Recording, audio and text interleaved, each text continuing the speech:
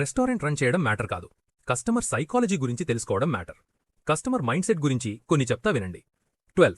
మెనూలో ఎక్కువ ఆప్షన్స్ ఇవ్వడం వల్ల కస్టమర్ బ్రెయిన్ టయర్డ్ అవుతుంది. కన్ఫ్యూజ్ అయిన కస్టమర్ ఎక్స్పెరిమెంట్ చేయడం వేస్ట్ అని సేఫ్ ఐటమ్ సెలెక్ట్ చేస్తాడు. 11. Music impact. స్లో మ్యూజిక్ ఉంటే కస్టమర్స్ లాంగర్ టైం స్పెండ్ చేస్తారు. అదే మ్యూజిక్ ఫాస్ట్గా ఉంటే వెళ్ళిపోదాంరా బాబు ఫాస్ట్గా అని అనుకుంటాడు. 10. Plate size illusion. బిగ్ ప్లేట్లో స్మాల్ పోర్షన్ ఉంటే క్వాంటిటీ తక్కువ అనుకుంటాడు. 9. స్మెల్ మెమరీ చాలా స్ట్రాంగ్ ఉంటుంది.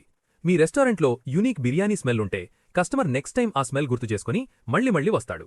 8. సోషల్ మీడియాలో మంచిగా రివ్యూస్ ఉంటే ఫుడ్ యావరేజ్ ఉన్నా కూడా బాగుంది అని అనుకుంటాడు. 7.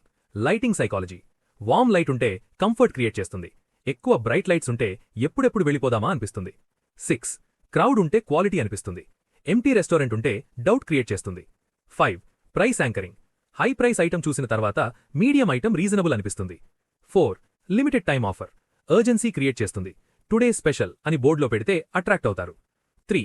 బిల్లింగ్ టైంలో మీ బిహేవియర్ బట్టి నెక్స్ట్ విజిట్ అవ్వాలా వద్దా అని అనుకుంటాడు. 2. స్పీడ్ సర్వీస్ చేస్తే వెల్ మేనేజ్మెంట్ అనుకుంటారు. 1. Scarcity effect. Only 10 plates available అంటే ఎగ్జైట్ అవుతారు. లైక్ చేసి ఫాలో చేసి పెట్టుకోండి. రేపు మీ ఫుడ్ టేస్ట్ బాగున్నా కూడా కస్టమర్స్ ఎందుకు రావడం లేదు గురించి మాట్లాడుకుందాం.